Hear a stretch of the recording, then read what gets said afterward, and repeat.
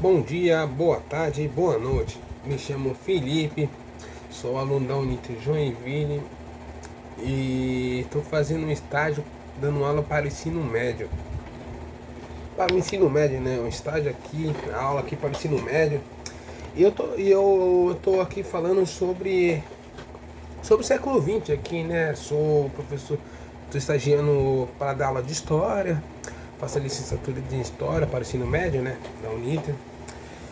E aqui vou falar sobre o século XX assim e tal.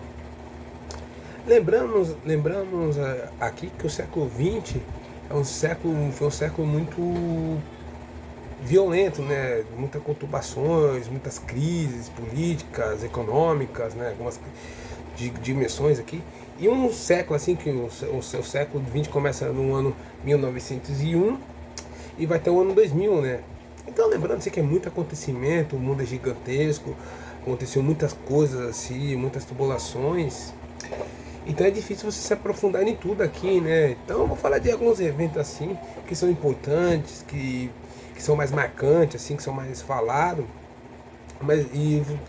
Vou tentar aqui fazer uma cronologia assim dos acontecimentos históricos, mas é como eu tô falando, é que é muito resumido, é muito simples, assim, é muito simplista no caso assim de tempo, né? Não dá para você contar em 6 horas de aula, contar a história de um século no mundo, tudo que acontece, tudo que aconteceu, ainda mais no século XX, que teve tantas conturbações, né? Então aqui eu tô falando assim de alguns eventos que foram marcantes, que são importantes, né? Vou falar, falando da Primeira Guerra Mundial, fiz um vídeo anterior que fui explicando como aconteceu, né? O mundo imperialista, as ideologias nacionalistas e as tribulações. Lembrando que eu falei de alguns países assim, mas não pega todo mundo, mas tem muitos países propriamente da Europa que não foi mencionado, que não foi falado, não dava aqui, então o meu intuito não é esse. E aqui eu vou falar de outro evento assim que é muito importante, assim, que foi muito marcante assim, para a história do século XX, né? Então a gente vai falar sobre a Guerra Fria, vamos falar da Segunda Guerra Mundial, vamos dar as aulas. E vou falar desse evento que tem muito a ver com isso, né? Que contribui muito para esses eventos assim, né? Lembrando que esse evento, do que eu vou falar, que eu falo da Revolução Russa, lembrando que aqui não é uma opinião minha, assim, do que eu acho que foi bom, você acha que foi ruim, se é certo, se é errado, se foi melhor, se foi pior. Não é essa a questão. Aqui é passar informações, é a aula. E vocês que estão vendo aí, que tiram as próprias conclusões. Não é meu papel aqui ficar dando opinião, ficar falando aqui o que eu tô dando aqui. O que eu vou falar aqui é aula, são eventos, são historiográficos, são ciências, né? Então não é uma opinião do Felipe, é só vou mencionar, só vou querer dar aula, ensinar como aconteceu esses eventos, as transformações que foi. E lembrando que a Revolução Russa é um evento que foi muito violento, assim, foi muito marcante também, assim, né? Que vai suceder a União Soviética, né? Então, assim, não é uma opinião do Felipe que está falando aqui, né? Então eu quero que vocês entendam isso, não vem aqui. E eu vou falar de um assunto que é muito sensível, ainda mais nos dias de hoje, pela polarização política que há no país, pelas dimensões, que é falar do comunismo. Vai ser a Rússia, a União Soviética, vai ser a primeira experiência comunista, socialista mesmo, de verdade, né? Então aqui as pessoas ficam meio assim, encaloradas, achando que a gente está defendendo um lado, está criticando outro lado, ou vice-versa, ou até mesmo por simpatizando de certas ideologias, a crer nisso, que a gente está fazendo um universo historiográfico, um trabalho, e não é isso, né? A gente aqui são professores, nosso papel é ensinar, é falar os acontecimentos, né? Então não é dar opinião, não é fazer alguma propaganda política de algum ideal, de business, é explicar. Então, assim, eu sei que as pessoas não gostam muito de falar sobre marxismo, falar sobre socialismo, sobre essas ideias de Marx, de Karl Marx, mas aqui o certo é que a Rússia, que vai vir ser a União Soviética no século XX, é um país assim muito importante, é um país importante, é um que dominou rivalizou com os Estados Unidos na Guerra Fria, é um país que ficou muito presente no mundo do século XX, né? Então a gente tem que explicar, né? E explicar como que isso aconteceu, o entendimento, os meandros, como que era a Rússia, né? Então, para falar sobre isso, né? Então vamos lá falar sobre a Rússia, né? Toma uma gole lá, eu já vou começar falando. A Rússia é um país, é o maior país do mundo, assim, territorialmente falando, assim, né? Eu não me lembro assim precisamente, assim, eu tô sem meu computador aqui, tá da estragar, senão eu já conferi aqui, né? Mas o certo é que territorialmente a Rússia é o maior país do mundo. Acho que o segundo, se eu não me engano, é o Canadá também. O Brasil acho que é o quinto e chega nem perto desses dois. Então eu falo territorialmente, não de populacional, né? Populacionalmente da Índia e a China, né? Mas territorialmente assim, né? Então agora, no século XVIII, assim, no século XVIII, a Rússia, que eu vou falar que é o czar, entendeu? Mas czar é o rei, imperador, entendeu? Só que é a nomenclatura que vem de César da Rússia. Então, vou falar do regime czarismo, falar do czar, mas é um rei, é bom você entender que czar é o rei, é o imperador com a nomenclatura de czar. Então, quando eu falar czar, entendam isso, né? E a Rússia, no século XIX, era um país ainda muito maior, né? Então hoje que a gente conhecemos como Ucrânia, Finlândia, Cazaquistão, Uzbequistão, Bielorrússia, Sérvia, não era um país, fazia tudo parte da Rússia. Então a Rússia era muito gigante, né? Era muito grande. E existia povos, né? Os povos armênios, povos turcos do Cazaquistão, os povos ucranianos, os povos sérvios, entendeu? E os finlandeses. Então era assim, era tudo um povo, cada um com suas etnias, cada um com sua cultura.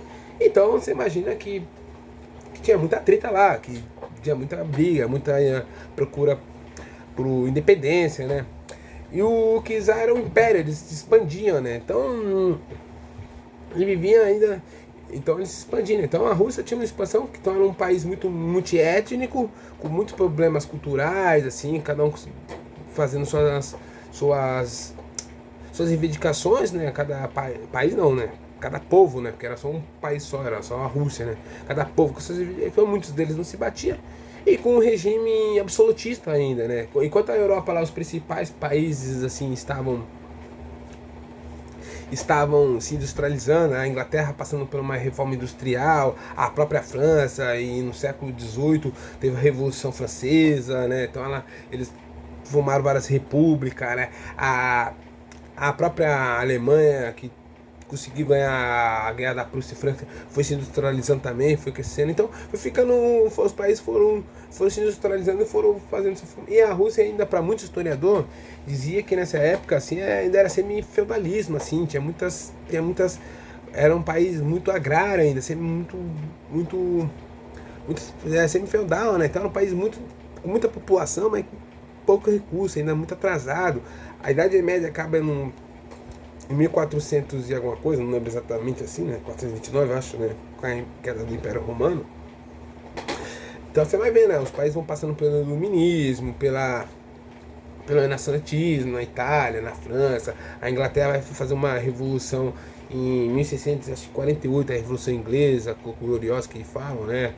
Então, para formar um Estado monarca constitucional, fazer a própria Constituição, né? Então você imagina, né? Enquanto seus rivais estavam se industrializando, estavam crescendo, a França ainda vivia num país semi-feudal, né? Para se dizer, então, pré-Idade Média.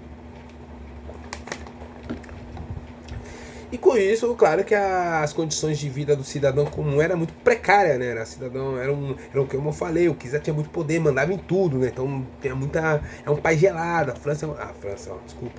A Rússia é um país grande, é um país muito frio, é muito complicado. Eles vão ver se é uma guerra que os caras falam o General Inverno contra o Napoleão, que tem naquela época lá, era o cara mais negócio, a força negócio, perde por causa do inverno russo. Então pra você ver o tamanho de dificuldade. A Europa é um continente frio, gelado. A Rússia então é mais ainda. Então as condições agrárias lá, da agricultura lá é muito ruim, né? Então pra você ver, né? Então você imagina, problemas sociais, a infraestrutura péssima, o povo não bem, um país multiétnico, de expansões gigantescas. Então, concentrado num rei só, né? Num rei que manda e desmanda, né? E isso com muito apoio da Igreja Ortodoxa, né? Então a Igreja Ortodoxa mandava, as populações eram semi-analfabetas, então era um domínio de lavagem cerebral, né? Então começou muitas reivindicações do povo, né? O povo começaram a se reivindicar, começaram a lá fazer uma coisa assim, e aí os caras não gostavam do czar, não estavam gostando, não gostava, né? E aí, como todos os governos, quando a coisa não tá ruim, não tá legal, vai arrumar uma guerra, né? Vai querer expandir lá. O czar, eu acho que é o Alexandre, se eu não estiver errado, que depois vai entrar o filho dele, o Nicolau, Alexandre II, eu acho, né? O pai dele era reformista, os caras. E assim, além de ser um regime absolutismo, era muito autoritário. Então, quer dizer assim, era um regime, qualquer reivindicação chegava metendo bala, perseguia pessoas, não dava espaço para nada, pro opositor. Então, era um regime, era um rei não, os czares, um sistema czar muito autoritário mesmo, assim, muito absoluto. O povo, então, eles não davam satisfação nenhuma. Era tudo deles mandavam, né? E aí a população meio brava, assim, não gostando muito, questionava as melhorias, né? Questionava pão, questionava a infraestrutura, a colheita, terras, queria uma reforma agrária, muitos camponeses, muitos povos não tinham. E aí vai acontecer uma guerra chamada Guerra Russo-Japonesa em 1904, né? E a Rússia, tipo, dentro do seu território, eles são muito fortes por causa do inverno, né? Então, ainda que eles são um exército muito grandes, muito numerosos, mas não são bem preparados, né? Depois eu vou falar alguns eventos na Primeira Guerra que eles vão entrar, pra você ter noção, né? Então eles vão lá então eles vão querer lá e tal, e acaba tomando um couro, né? Acaba tomando um couro lá e tal. E perde mais, é muito humilhante. E a Rússia vem com uma reputação de guerra de Napoleão, né? Então você imagina como que não é as coisas, né? Então, eles têm esse orgulho próprio de ganhar uma guerra, eles vão lá no Japão, arrumam uma guerra e perdem feio, né? Tomam um couro lá no Japão, o Japão ainda não era essa potência toda, assim, né? Que essa guerra fica conhecida como Guerra Russo-Japonesa, né? Então ele vai. E nisso começa a ter os protestos, né? E aí em 1905 vai ter um evento assim que é muito marcante para a Rússia, né? Para a Rússia, para o Império Russo, que é o conhecido como Domingo Sangrento. O que é isso? O povo vai lá, vai reclamar melhorias, condições, então, e muitos falam que foi um protesto pacífico. Eu acho que foi desculpa, não precisei. Deixa eu ver aqui rapidão. Ocorreu em São Petersburgo, né, que vai vir ser Moscou futuramente, né, a Rússia vai botar, não sei, vai botar, como que é o nome? Petrogrado, né, um nome mais russo, porque São Petersburgo é um nome alemão, que eles estão atentando com o alemão, eles vão estar atentando com a Alemanha depois, né, então acontece, então em São Petersburgo, na praça, vai ter um protesto lá, pacífico, e o czar, a tropa do czar, não se sabe se foi a mando do czar, mas caiu a culpa sobre ele tinha poder, matou centenas, muitos milhares de pessoas, assim, um protesto pacífico. Então a população que já não gostava dos czares pegou uma rança ainda, né? Aí começaram a protestar, né? E aí fizeram uma Duma que era basicamente era um parlamento, né? Mas mesmo assim, os czar, eles tinham muito poder, eles conseguiram fazer negociações e conseguiram colocar dele, e ainda fizeram a Duma que podia dissolver a qualquer momento que quiser. Então, na prática, ainda eles tinham muito poder. Então a população já não gostava dos czar, já estava ruim depois desse evento, ficou pior ainda, né? E aí a Rússia, que era semi-alfabética, tinha algumas indústrias, né? Eles tinham algumas indústrias, assim, poucas, mas tinha, né? E no meio dessas indústrias, os trabalhadores eles vão se formar, né? Eles vão começar eles mesmos, vão começar a se organizar, né? Vão começar a conversar sobre a política, como combater, como fazer oposição ao czar, né? E nisso eles vão pegando assim no meio Então esses poucos trabalhadores vão se formando, vão fazer grupo, que vai formar um conselho, né? Chamado Conselho Soviético, né? Soviético vai ser essas pessoas, esses operários que vão fazer isso, que futuramente depois vão criar um partido, né? Só que a Rússia começa a guerra, né? Em 1914 começa a Primeira Guerra e a Rússia participa, né? Fica do lado da Tríplice Entente, né? Fica do lado da Inglaterra e da Alemanha, da Inglaterra e da França, né? E começa a batalhar em cima ali com a Alemanha, né? E começa a tomar sucessivas derrotas. Como eu falei, ainda que eles tinham um exército muito numerosos, muito grandes, mas não era bem equipado, faltava às vezes até produtos básicos, como botas, uniformes. Então eles tomavam muita derrota, eles eram muito mal equipados, os soldados russos, né? Isso foi tomando muito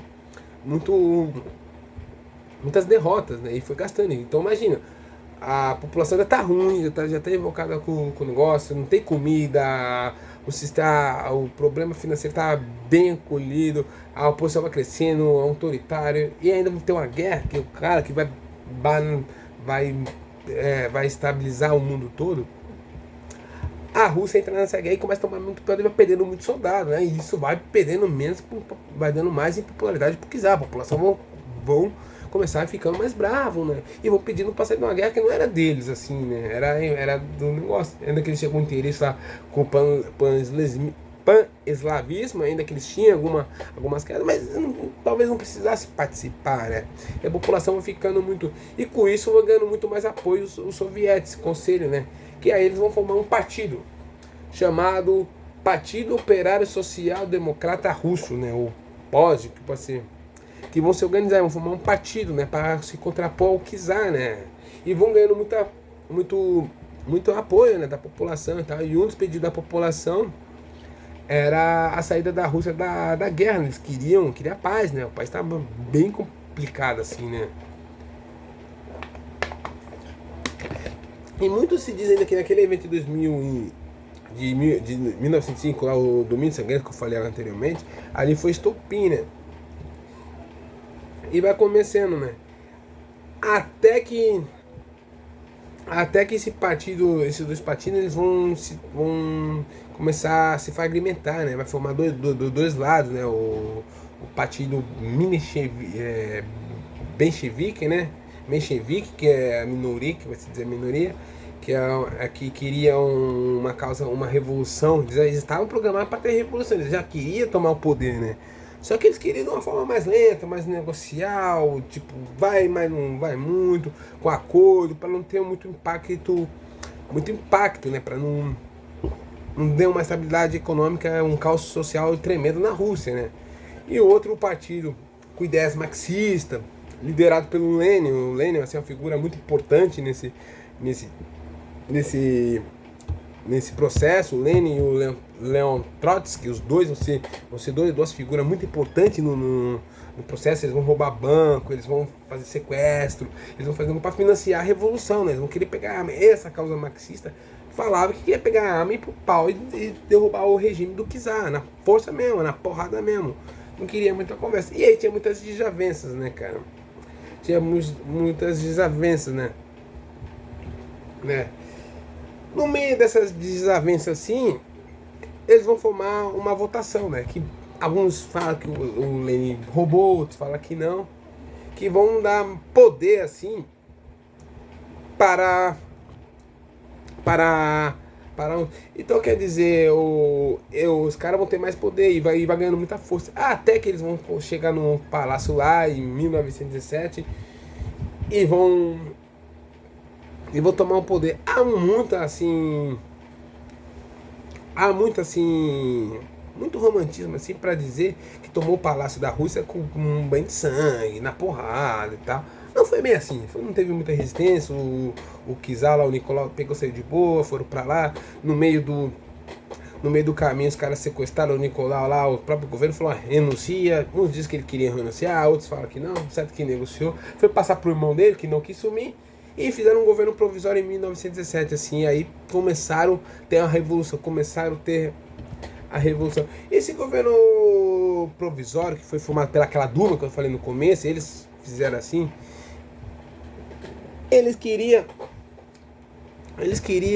que a iniciativa privada votasse, eles queriam um governo mais com perfil liberal, né? Um liberal assim, meio moderado, digamos assim. Só que os bolcheviques não queriam, né? Eles queriam um governo mais socialista, eles queriam os bolcheviques e os mencheviques também queriam, assim, eles queriam um governo mais... Os dois queriam um governo mais socialista, assim, mas a forma de fazer esse socialismo era diferente, né? Vai ser diferente. E com isso, o Lenin estava preso, né? Porque, o que eu falei, o Nicolau, o czar, ele perseguia muitos os opositores. Todos os opositores ficavam presos na Sibéria, ficava lá no Cafundé do Júnior, e para não ser preso, para não ser pego, que era uma figura muito importante, o o Lenin tá na Finlândia, né? E vota, né? E vota, quando ele vota com sangue no olho. A galera, assim, você pegar a imagem, a galera pedindo negócio, pedindo e tal. E aí eles queriam e ele chegou falando poucas palavras assim, como é que tocou no coração do povo russo, cara, tocou muito no coração, que é paz, terra e pão, que a Rússia precisava de paz, já estava acontecendo muita preocupação, né? Tava acontecendo muita violência, tava tendo a Primeira Guerra Mundial, né? E aí outra frase que foi muito importante foi aquela frase: todo poder aos soviéticos, né? Soviéticos era o povo que formava, o povo que fizeram o partido, eles queriam o povo no poder, né? Então começou esse negócio, né? E aí em outubro de 1917 vai começar uma guerra civil, porque como eu falei, né? Os caras tomaram o poder, tiraram o poder da Duma, tomaram lá, falaram, não, quem vai mandar aqui vai ser nós. E aí, como eu falei, os bolcheviques queriam um regime bem socialista, mais comunista mesmo, assim, com poder, queria. E os bolcheviques não. E aí começou a ganhar apoio até dos czares, da família real, né, deles, dos fazendeiros, dos donos agrícolas, e até um apoio do externo, assim, até, que não ficava com medo dessas ideias marxistas, né? E aí o que os caras fizeram? Foram pra porra, e daí teve uma guerra civil tremenda na Rússia. Ele teve uma guerra civil em outubro de 1917, né? Teve uma guerra civil, diz que morreu quase 6 milhões de pessoas. E os bolcheviques venceram a guerra, né? O partido do Lenin lá venceram a guerra e tomaram o poder. E aí fizeram que ia chamar dessa guerra, né, que é do Exército Vermelho, que é os bolcheviques, e o Exército Branco, que é os mencheviques, que é essa outra turma que eu falei, a família real, os liberais, que não queria aquilo ali, não queria o comunista. Então, o Exército Vermelho venceu. E uma das primeiras coisas que o Lenin fez quando ganhou, foi querer tirar a Rússia da guerra, né? Deixa eu tomar mais uma água. E aí o Lenin conseguiu tirar, mas aí fez uma coisa que para muitos russos não gostaram, né? Não gostariam porque cedeu muito território. Então a Finlândia, o Cazaquistão, a Armênia, a Geórgia, aí cedeu um monte de território aí que vocês procurarem ver. Cedeu um monte assim, mas tiraram da guerra. O povo queria negócio, porque estava acontecendo uma guerra, eles estavam com muito problema interno, estava uma guerra civil internamente também, né? Então eles queriam se preocupar com seus problemas. Para a Alemanha também era bom, né? Porque aí você podia se concentrar só no flanco da França e Alemanha, da França e Inglaterra, né? Não precisava mais se preocupar com a Rússia, que foi cuidar dos seus problemas, né? Então, com isso, o Lenin conseguiu tirar a Rússia da Primeira Guerra e conseguiu dar um par. E conseguiu fazer, né? E aí fez um unipartidário, fez um partido comunista, né? Então, excluiu todos os opositores, começou o negócio e só o Partido Comunista que mandava. Então ele fez, né? E criou, junto com um monte de pessoas ali, independente ali, fez a União das Repúblicas Socialistas Soviéticas, a União Soviética, né? Que é conhecida. Então, aquela sigla que vocês vão ver muito, né? O URSS, quer dizer isso, União das Repúblicas Socialistas Soviéticas, né? E vai formar a União Soviética, aí o Lenin, né? Então, ele vai fazer uma nova política, né? Conhecido como a política do NEP, né? Que significa nova política econômica, nova econômica política, mas é um termo em inglês assim, quer dizer isso, né? Que quer dizer o quê? Que é dar um passo para trás para dar dois para frente, né? Porque ele tinha tirado tudo, tinha tirado a iniciativa privada, as indústrias tinham tudo do Estado, era tudo do Estado, né? O Partido Comunista dominava tudo, né? Então você não tinha empresa privada, não tinha casa privada, não tinha nada, né? E com isso ele começou a dar abertura para isso, né? Porque imagina, um agricultor lá não podia ter uma fazenda, plantar o seu negócio, porque eu era do Estado, né? Então não adiantava ele contratar a pessoa, o Estado que mandava ali, né? Então ele plantava pro Estado. E aí o que ele fez? Ele começou a dar vazão para isso, né? Começou a dar uma entrada ao capitalismo, né? Fez um pequeno capitalismo, né? Para quem fala que não dá para coalizir o capitalismo com o socialismo, ó, ele fez, né? Quem foi isso que ele quis fazer, né? Ele quis retomar... Porque a Rússia, imagina, pensa, já vindo a regime absolutista, o czar, extremamente, cara, semi-feudal, Daí teve um apoio nenhum. Um país gelado, continental, absoluto. Aí tem revoluções atrás de revoluções, uma guerra civil, uma guerra mundial. Então você imagina, e um país extremamente agrário ainda, extremamente sem ferrovias, sem condições nenhuma. Então você pensa como que não era o caos, assim, tava caótica a coisa na Rússia, né? Tava de milhão, né? Então o Lenin tentou fazer isso para dar uma segurada, assim, tentou dar um pão, né? Então ele fez o quê? Ele criou o quê? Um conceito capitalista dentro do socialismo exemplo. O que ele fez? Pequenas empresas privadas. E o Lenin se justifica sobre, como eu falei, né? Ele vai falar sobre isso, dar um passo para trás para dar dois para frente, né? E aí, em 1924 vai acontecer uma coisa que vai mudar o mundo também, né? O Lenin também, assim, quando você torna um líder popular, automaticamente você vai criar muitos opositores. Muitos países não vão concordar com a sua ideologia, com o seu modo de ver. Vai estar complicado. A Europa está conturbada, tá? Os impérios estão caindo, os movimentos nacionalistas estão tomando muitas forças, né? Então, futuramente, assim, dar um spoiler que eu vou falar, próxima aula nossa, né? Eu vou falar da crise de 29, que vai dar um bug no sistema capitalista que vai dar um upgrade para os movimentos autoritários, movimentos nacionalistas, vai ter muita força, muito graças àquela crise de 29, né? Então, pensa, um país extremamente conturbado, complicado, caos. Então, o Lenin era uma figura dessa. E muita gente queria matar o Lenin, né? Ele toma 2 tiros lá e fica com problema de saúde e tal. E em 1924 ele morre, né? O Lenin vem a morrer, né? E vai dar a sucessão à presidência da União Soviética, né? E aí tinha 2 caras querendo isso, né? Querendo isso, né? Querendo isso. Tinha 2 caras querendo isso. Que era o Leon Trotsky, para todo mundo ia ganhar, porque era amigão do Lenin, tava lá, liderou as revoluções, participou de tudo, né? Era um cara muito ligado ao Lenin. E o Joseph Stalin, né? O nosso Stalin. Todo mundo hoje conhece quem foi Stalin, né? Então, até esses 2, né? E os 2 queriam basicamente a mesma coisa que o Trotsky. Ele queria expandir a revolução. Ele queria que a revolução socialista expandisse, tomava o horizonte, que chegasse na Alemanha, chegasse na Inglaterra, chegasse na França. A França já teve a Comuna de Paris, teve uma experiência, claro que não foi um governo, foi pouco tempo, mas teve uma experiência socialista. Era muita gente assim, revegando situações socialistas na França, para a Inglaterra. E o Stalin não, o Stalin queria industrializar, queria focar primeiro internamente para depois expandir. Os 2 queriam expandir. Só que o Trotsky queria de cara e o Stalin queria internamente industrializar, fortalecer o negócio, se amar, né? Então era simplesmente eles queriam a mesma coisa, só que era formas de chegar diferente, né? Vai ter forma de chegar diferente, né?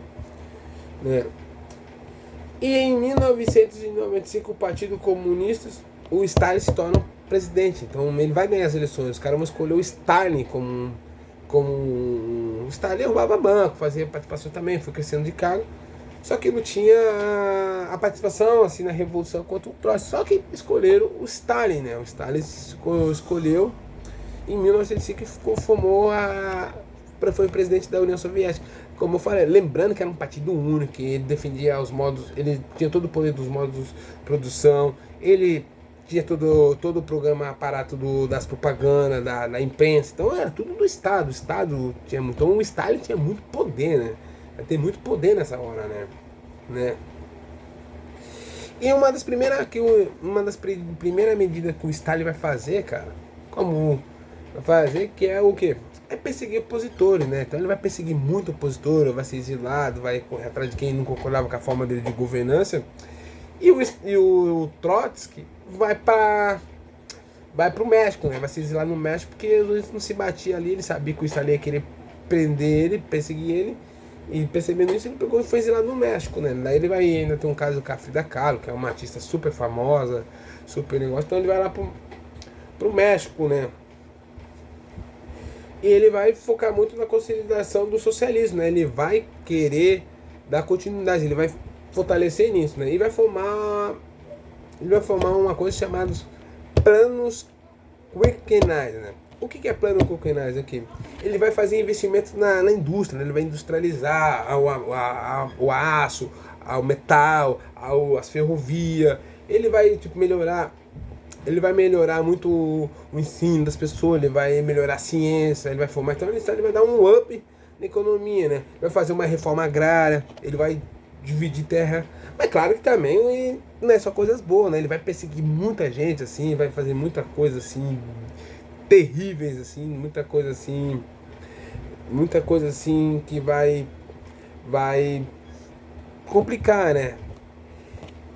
E aí, em 1929 vai acontecer, como eu falei, a crise de 29, né? Que vai pegar todos os mundos, né? Aí a guerra já tinha acabado, a Alemanha já tinha caído, já estava numa crise tremenda, a Itália também, né?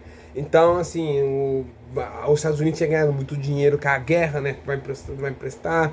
E aí, como os Estados Unidos não foi atingido pela guerra, a Europa vai estar quebrada. A Europa vai estar quebrada, vai estar numa crise tremenda. A União Soviética não, né? Porque a União Soviética é um socialismo, então eles não vão ter muito impacto com isso, né? Eles não usam dessa demanda, né? E com isso vai ser pouco impactada, né? Entendeu?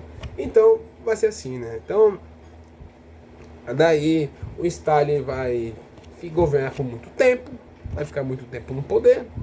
E quando nós for falar do socialismo, quando nós for falar da Guerra Fria, a gente vai explicar mais ou menos assim como foi o socialismo, como que foi essa coisa, como que foi depois. Então até aqui eu quero que vocês entendam isso. Então até aqui vamos ficar nessa parte aqui, que daí na próxima aula eu vou explicar sobre essa crise de 29. Então estamos para fazer uma cronologia aqui, queridas pessoal, foca nisso. Então chegamos no ano 1929, a União Soviética quase não foi impactada com a crise e tudo, que vai se estabelecer só em 39. Mas depois eu vou contar sobre a crise de 29 na próxima aula. E aí eu vou explicar tudo sobre isso, tá certo? Certinho? Foi muito legal fazer mais esse vídeo. Espero que vocês tenham compreendido um pouco. Peço desculpa por tudo que eu falei, se eu falei rápido, se ficou faltando alguma coisa, tá bom? Agradeço muito. Foi muito bacana mesmo fazer isso, da aula sempre é legal, sempre é bacana, né? E agora, vocês, até a próxima aula, falar sobre a crise de 29, explicar como aconteceu, como impactou o mundo, né? Como impactou o mundo, como mudou esse século 29, tá bom? Então, ficamos por aqui, até a próxima aula, até negócio. Eu vou falar a próxima aula do século XX, da crise de 29. Depois eu vou falar da ascensão do nazismo, da ascensão do fascismo, falar da Guerra Civil Espanhola, né? E depois falar sobre a Segunda Guerra Mundial, tá bom? Valeu, muito obrigado por isso, muito obrigado por assistir e ficamos por aqui, até mais. Tchau!